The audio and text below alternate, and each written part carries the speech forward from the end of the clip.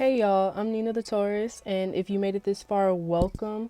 For my first video, I wanted to do something low stress, so we're going to be watching, I'm going to be reading to you Reddit stories, and we'll see where it takes us. Our first one comes from r/ask Reddit, and this is usually where I find the juiciest questions.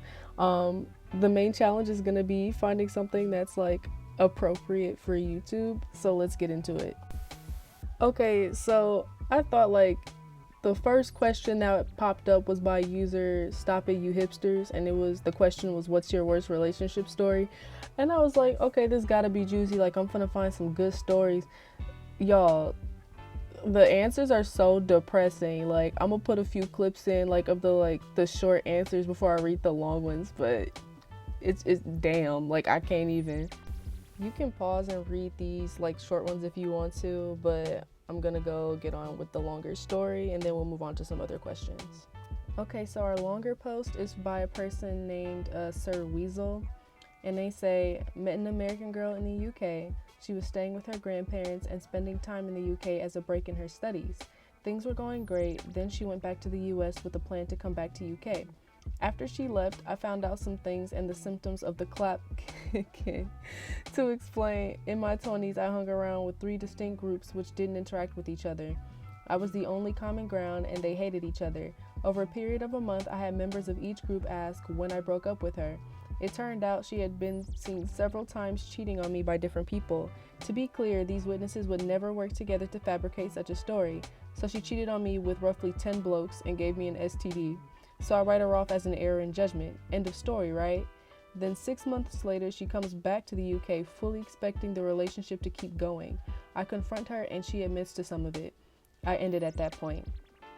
She then starts to stalk me via my friends, getting herself invited to parties, turning up down the pub even when we choose a pub miles away from the local. At this point, I can't stand the sight of her. Everywhere I go, she's there. So I explain to my mates she is banned from my house before we have a party. She finds out about this and gets together with my friend to get into the party. Might just be me, but my mates' girlfriends are automatically allowed in. She gets hammered and promptly starts to come on to me in front of my friend who actually adored her, then breaks up with him in an all-in attempt, then gets violent when she is told to absolutely F off. It took me a while after that to trust a woman again, and I am sad to say American ladies are well off the table forever.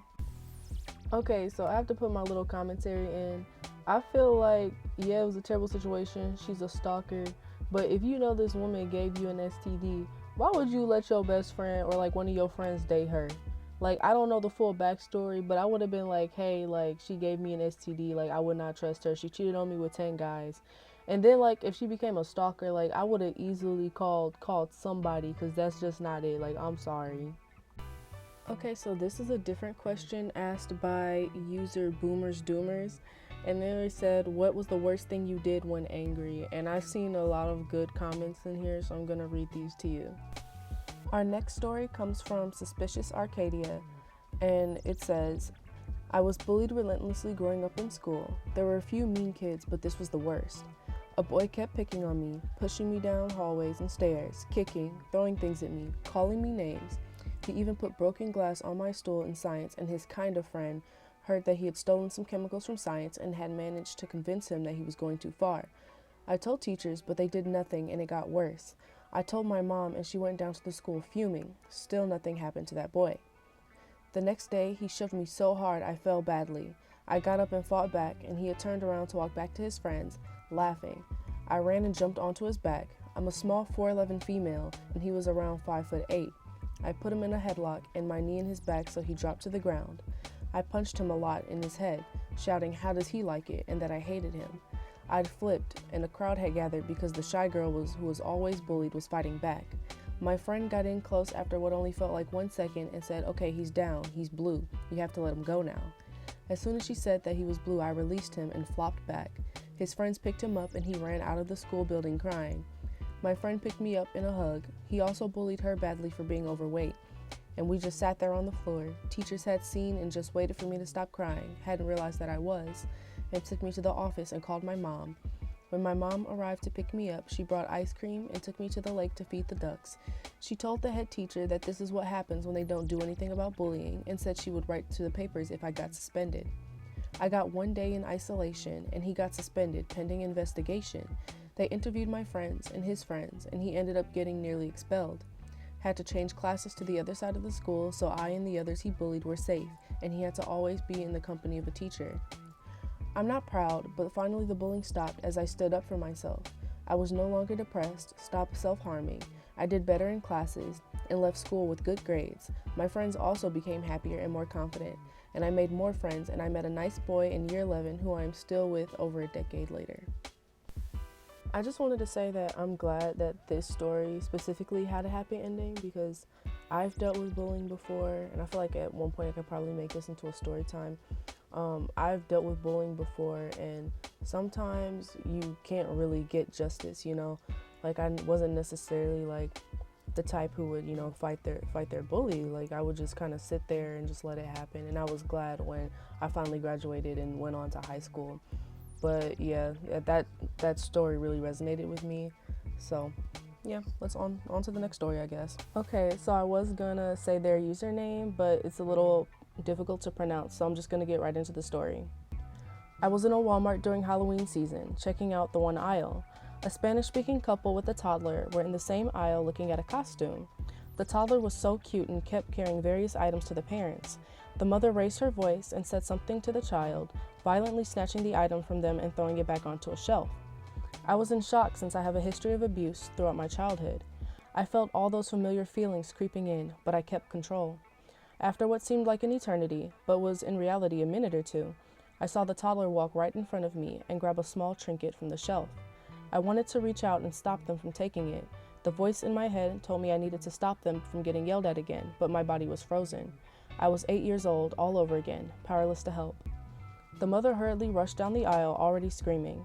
She reached back, but instead of snatching the item away, she open-handed slapped the toddler so hard they bounced off the shelf. In a split second, 8-year-old me let go of the reins, and a 6'2", 225-pound man took over. I don't remember consciously thinking about any of it. My body just reacted. My right arm swung up from my side instantly in a perfect semicircle of vengeance, gathering speed.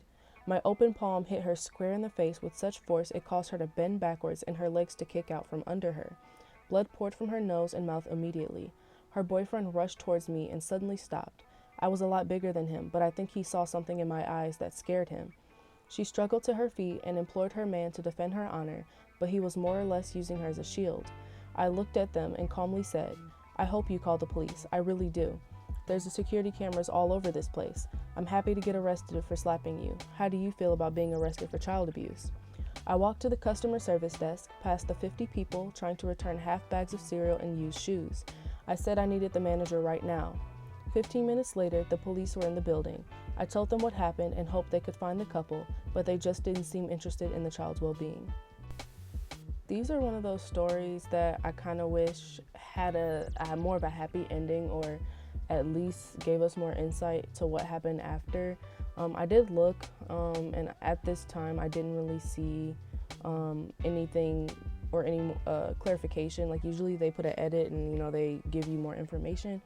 But at the end of the day, you know, it's a Reddit story. You know, I take it with a grain of salt. Could be true, could be fake. But I was glad that that he did something to protect this child. I don't necessarily think that punching the mom in her face was the best idea, but you know, it is what it is. All right, that's all I have for today for you guys. Thanks so much for watching. Again, this is my first YouTube video, so I apologize if it's a little choppy or a little cringy. Please let me know what you'd like to see. I'm definitely open to criticism. I'd love to learn and grow with you guys. Thanks again.